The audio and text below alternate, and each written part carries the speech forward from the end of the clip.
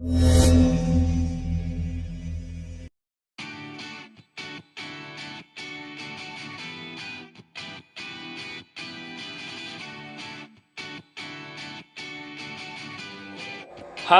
anak-anak pintar Indonesia, jangan lupa dukung channel Bapak dengan cara like, share, subscribe ya, dan nyalakan loncengnya. Terima kasih semuanya.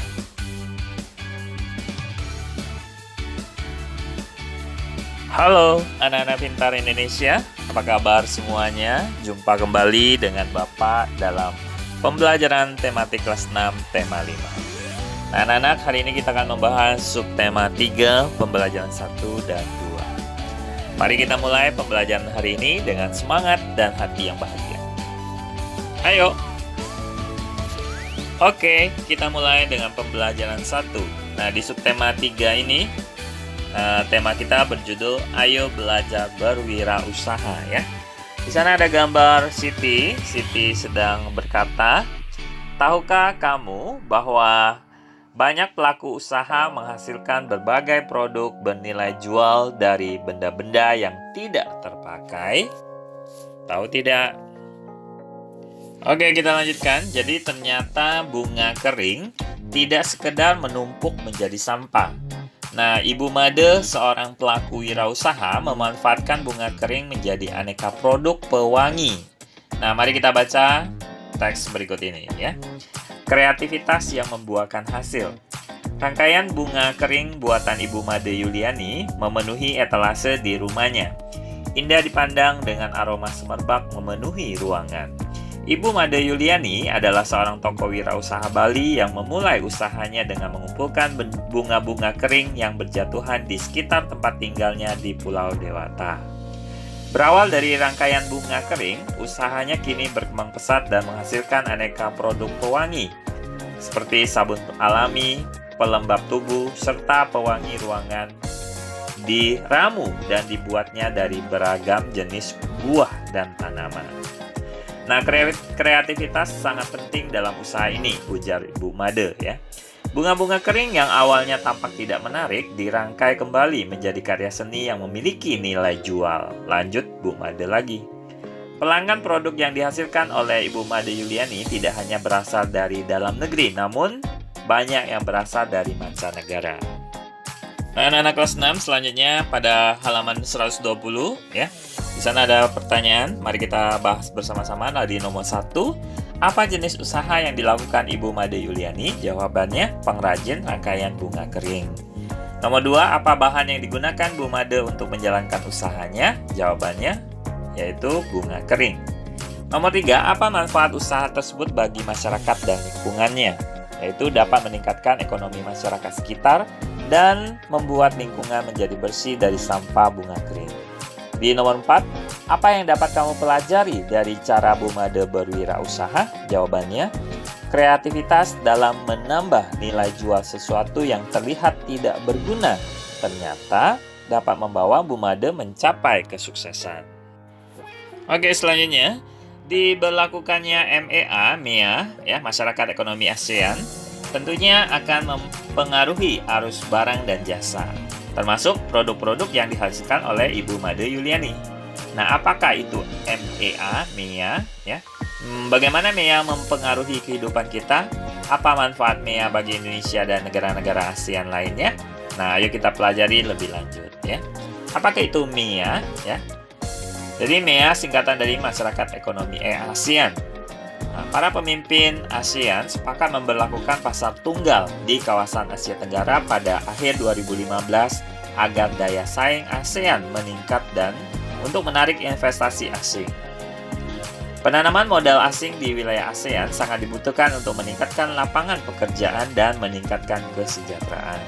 Pembentukan MEA nantinya memungkinkan satu negara menjual barang dan jasa dengan mudah ke negara-negara lain di seluruh Asia Tenggara, sehingga kompetisi akan semakin ketat.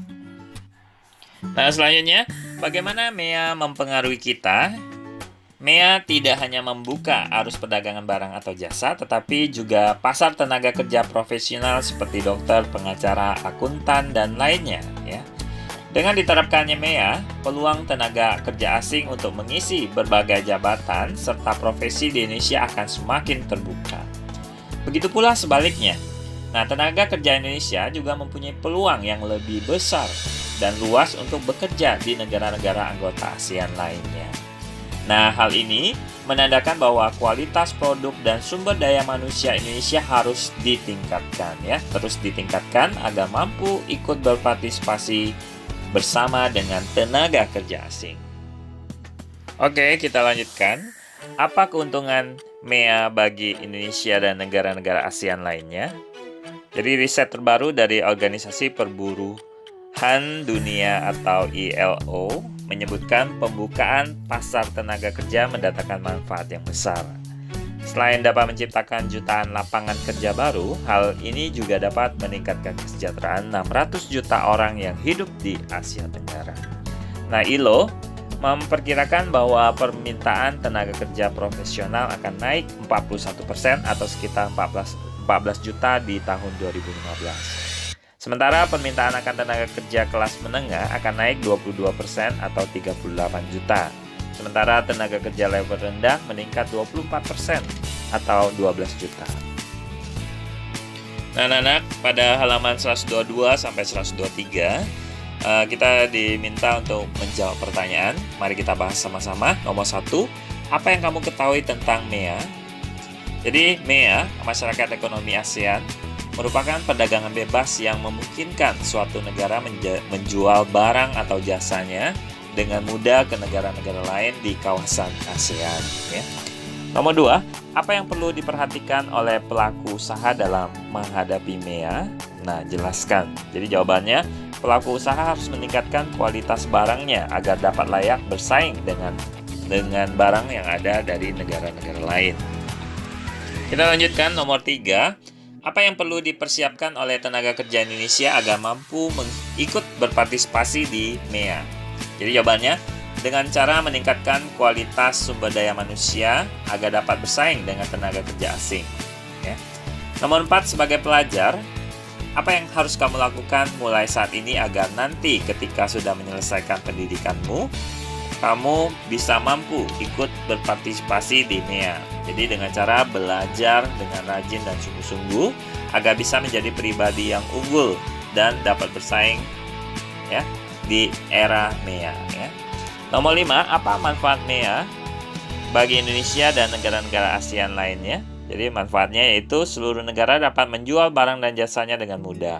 Lalu juga dapat menciptakan jutaan lapangan kerja baru.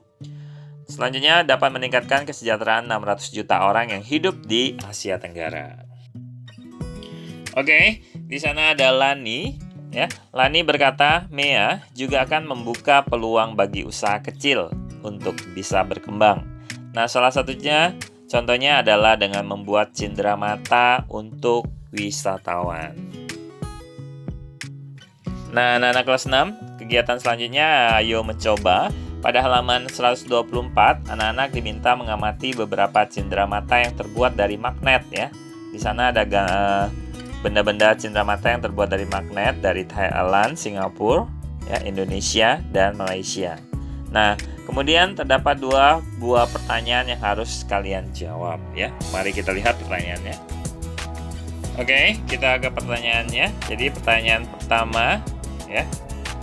Jadi cenderamata di atas dapat kamu tempelkan di pintu kulkas. Nah, apakah pintu kulkasnya termasuk benda magnetis atau benda non-magnetis? Lalu mengapa ya? Jadi jawabannya termasuk benda magnetis ya. Karena pintu kulkas memiliki lapisan magnet yang berfungsi sebagai perekat ketika pintu kulkas kita tutup. Lalu pertanyaan kedua, di mana lagi kamu dapat menempelkan cenderamata di atas? Jelaskan.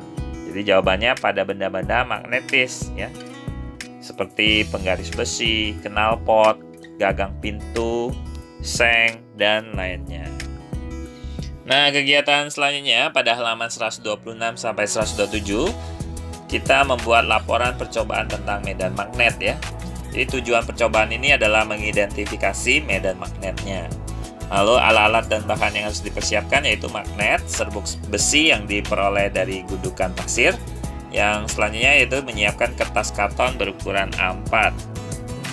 Nah, anak-anak, langkah-langkah percobaannya: pertama, taruhlah magnet di bawah kertas karton berukuran A4. Kemudian, yang kedua, taburkan serbuk besinya di atas kertas karton tersebut.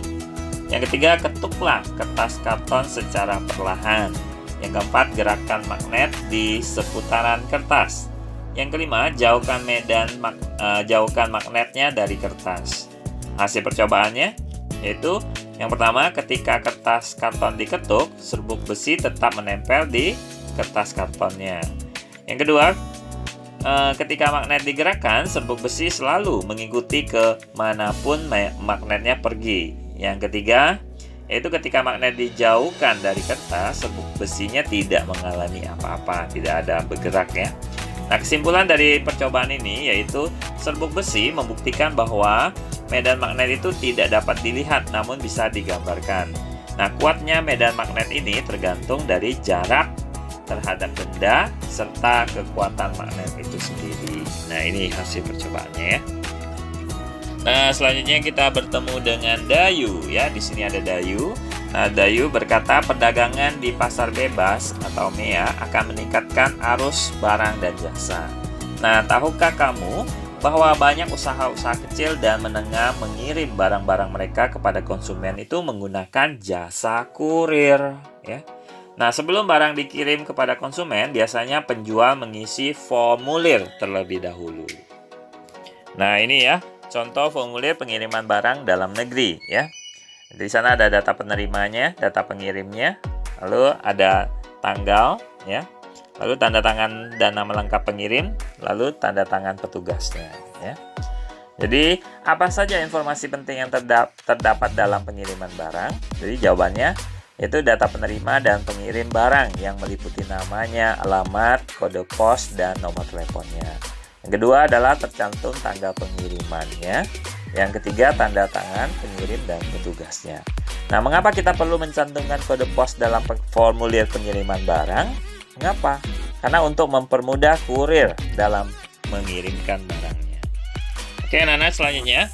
Jadi, apa yang terjadi jika alamat penerima barang tidak ditulis dengan lengkap? Jelaskan. Jadi, jawabannya, kurir yang mengirim barang tersebut akan kesulitan menemukan alamat si penerima yang dapat mengakibatkan barang tidak sampai ke tangan penerimanya.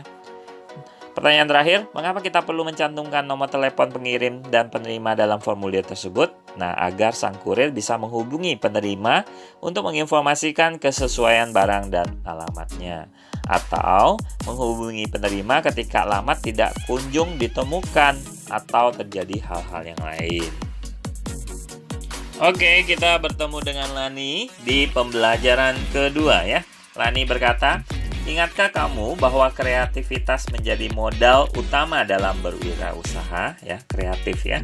Nah, selain itu diperlukan juga ketekunan dalam berwirausaha seperti kisah Man berikut ini. Nah, kreativitas dan ketekunan adalah modal dalam melakukan wirausaha. Mari kita belajar bersama Lani ya.